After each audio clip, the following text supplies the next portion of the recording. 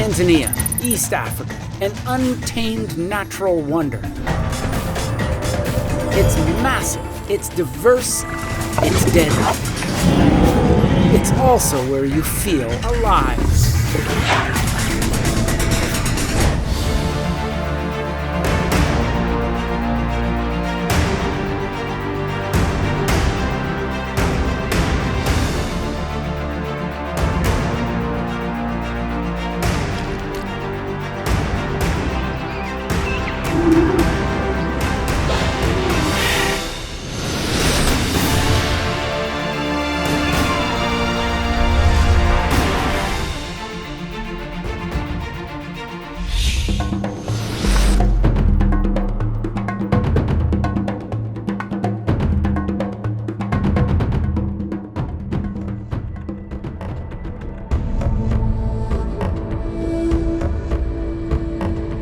Africa has no shortage of powerful, awe-inspiring animals. For 3 decades, I've had enormous respect for one such animal, the hippopotamus.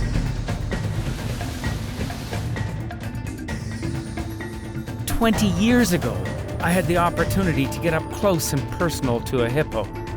It happened while my wife Dee and I were on a 12-day solo canoe trip, and the unexpected happened. We were attacked.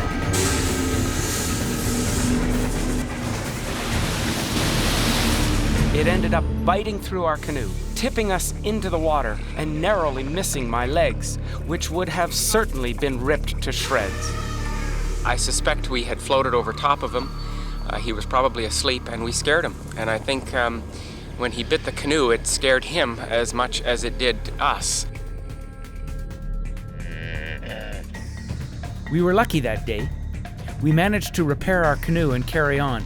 But since that experience, I've never looked at hippos in quite the same way.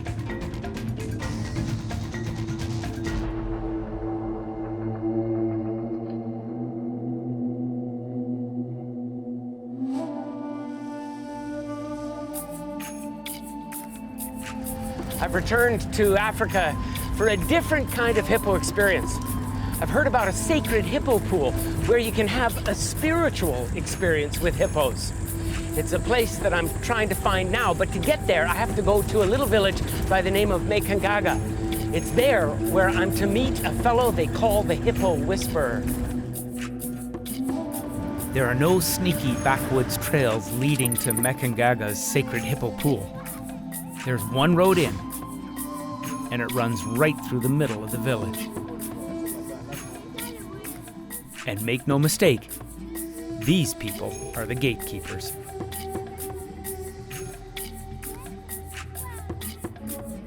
I think I see who I'm supposed to meet. Hello, greetings, Yohaya. Very, very pleased to meet you. Okay. Very pleased to meet you. Asante sana. Asante sana. Karibu. Karibu. Yes, Makangaga. please welcome. Makangaga. Welcome to Mikangaula. Well, thank you very, very much. He said that Amenishi allow you to do wherever you want. Oh, that's fantastic. Thank you very, very much. That's great. It looks like we are good to go. With official permission from the village, we continue our journey.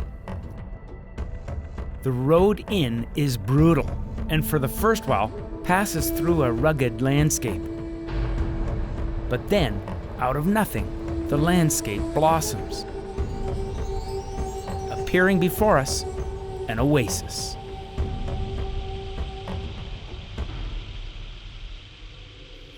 This place is like no other in all of Africa. Here the shade deepens, the air cools, the sounds change. It's like a journey to Middle Earth. The truck can only take us so far. For the final approach, we walk. I'm joined by Yohaya and a fellow simply known as Grub. Grub is working with the villagers on ways to protect the pool. And if the name Grub rings a bell, well, it should. Despite being born and raised in the wilds of Africa, Grubb had a high-profile childhood. His mother is none other than the world-renowned conservationist Jane Goodall.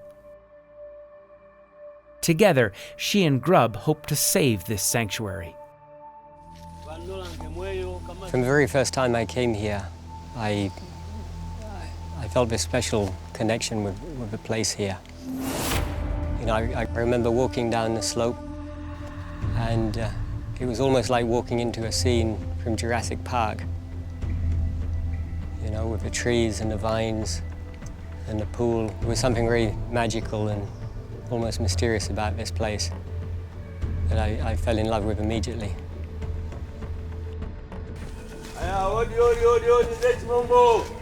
We are now getting very close to the pool. He's communicating with the hippos. He's letting them know that he's on his way down to the edge of the pond. Then, something magical happens.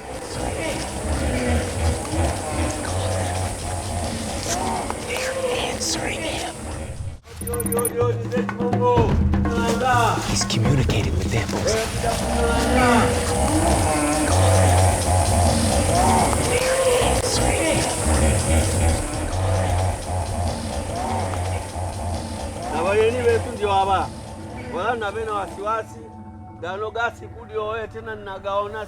What is Yahya saying?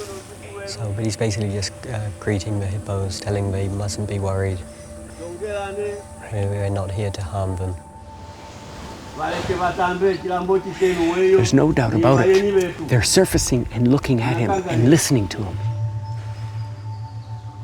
What we are witnessing is remarkable. But what might even be more amazing is this has been going on for 100 years. Literally, for 3 generations, Yahaya's family has watched over the pool.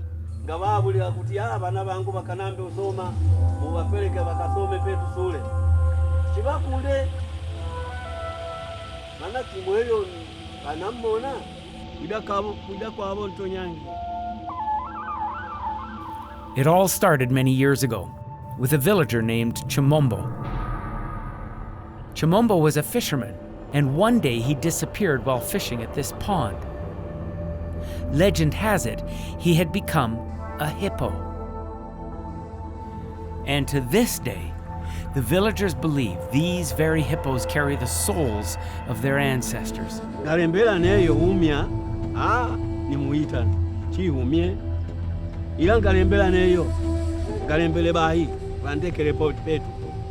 There's something happening here. It's taking my understanding of hippos and their relationship with us a little bit deeper. It's a remarkable indication of the kind of spiritual connection that the local people have here with the hippos, and I find it fascinating.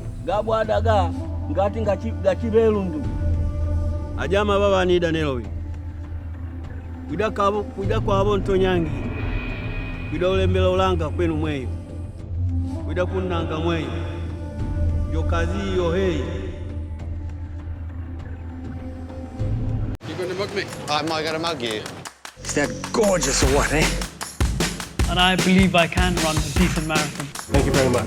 Download Veely now. We're gonna do some eavesdropping on them.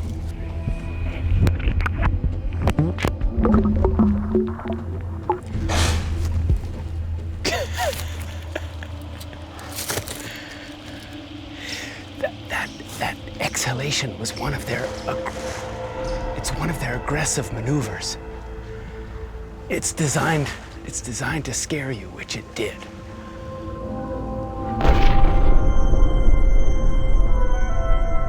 The underwater life of hippos is extraordinary. To see their beautiful, graceful movements almost resembles that of a whale,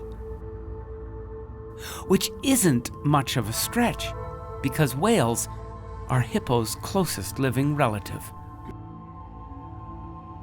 This is a world we rarely see or hear. But if you listen closely, it's a world full of song.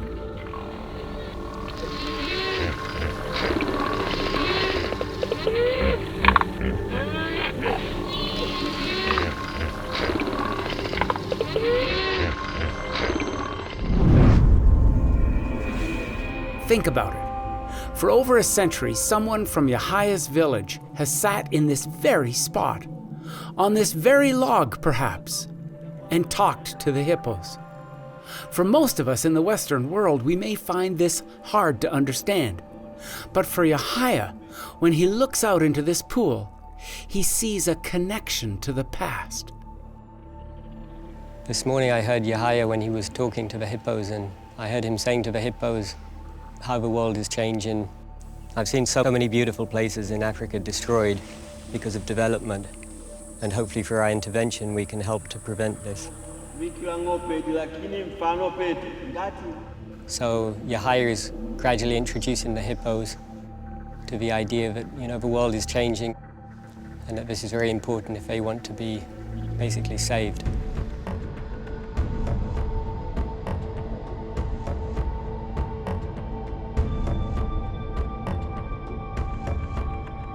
I've been traveling Africa for over 30 years, and I can count on one hand the number of places that I have visited that are this profoundly beautiful and tranquil. And it just fills me full of that understanding of the need to make sure places like this don't disappear. And I guess if I was to think about what the hippo whisperer might say, Ze Chimombo. Chimombo Habari. Habari. And Chimombo means hippo. Yeah. Ah. Thank you very much. Oh.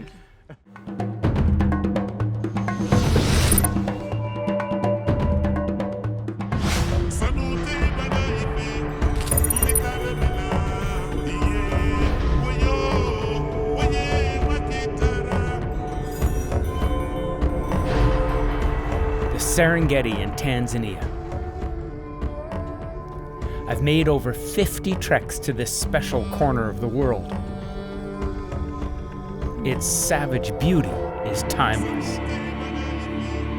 This is the classic Africa of our school books, where big game is king.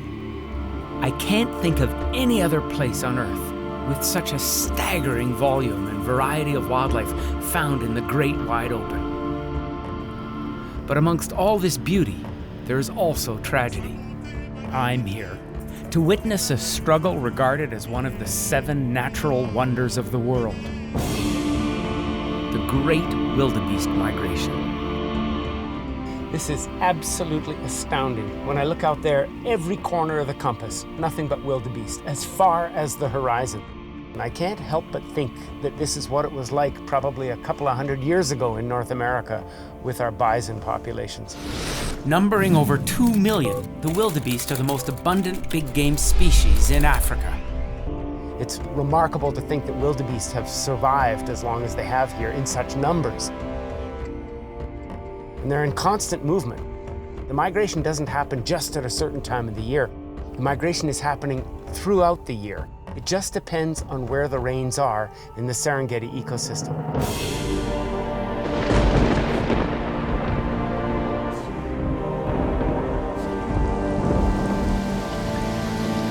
Each year, they will travel over 1,000 kilometers circling the Serengeti in search of green grass, in what is simply called the Great Migration.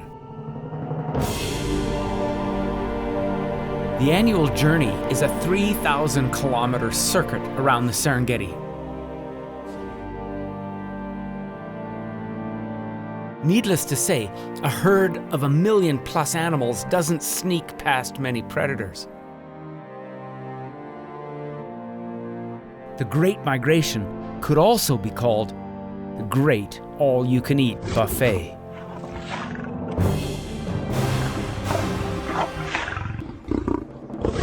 The entire journey has danger riding shotgun.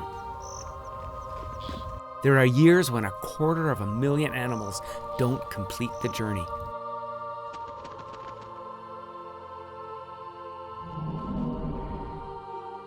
This is incredible. One of nature's most magnificent scenes. As far as I can see, nothing but wildebeest.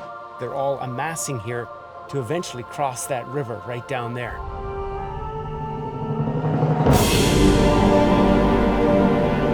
And it's right here at the Mara River where this epic journey reaches its climax. This crossing may be nature's most incredible mass event. In bad years, over 10,000 wildebeest will have died in one day. The drama begins. All it takes is one animal to make the plunge. Then all hell breaks loose.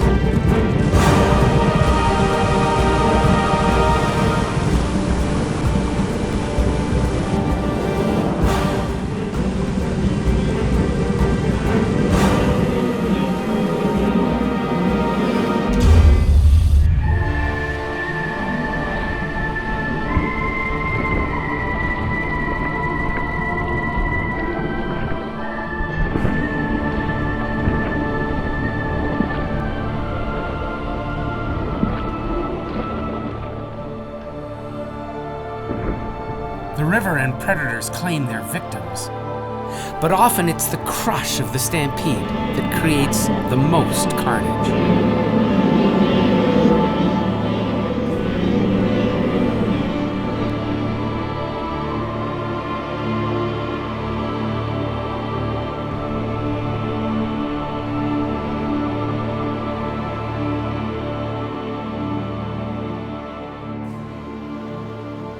After I witness something like that, it just floods me full of satisfaction, but it leaves me with an intense feeling of emotion. It was very powerful.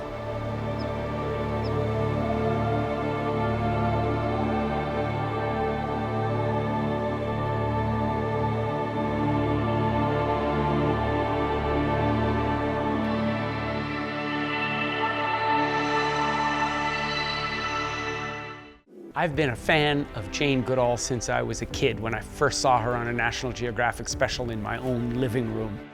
She was, and still is, in my books, a conservation superstar.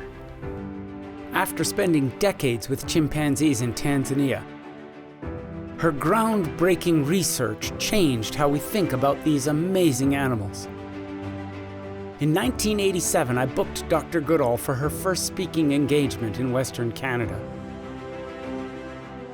Well, following the event, my wife and I took Jane hiking, being just naturalists out there in the wilds. When I dropped her off at the airport, she invited us to come and visit her in Gombe. I said, "Are you serious?" She said, "Yes, of course." Well, how can you turn down an opportunity like that? 6 months later, we were in Tanzania, working our way across the country to go and visit Jane Goodall. It was a remarkable week.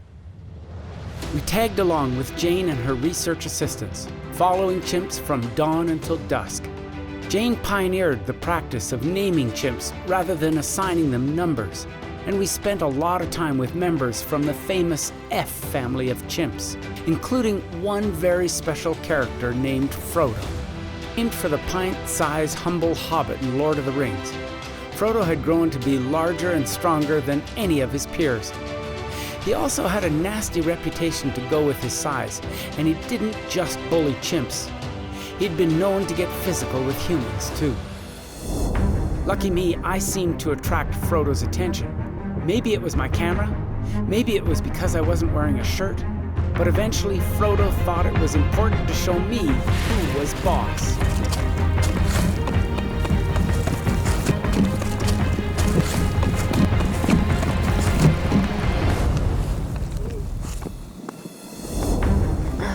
One of the best experiences I've ever had.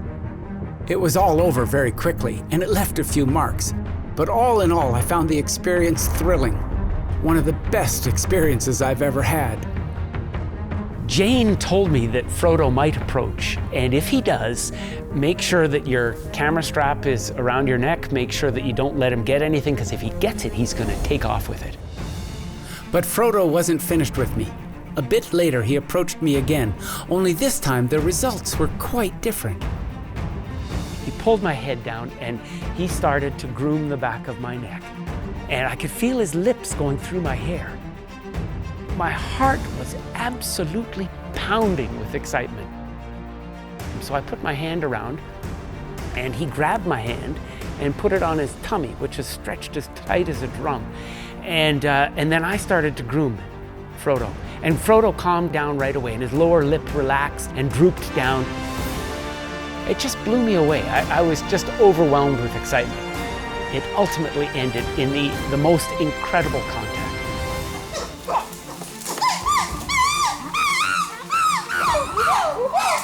Words will never do this moment justice. Recently, I received word that Frodo had passed away. For 37 years, he was a huge presence in Gombe, a dominant hunter, fighter, and alpha male. Gombe won't feel the same with Frodo gone, but I can guarantee he'll never be forgotten.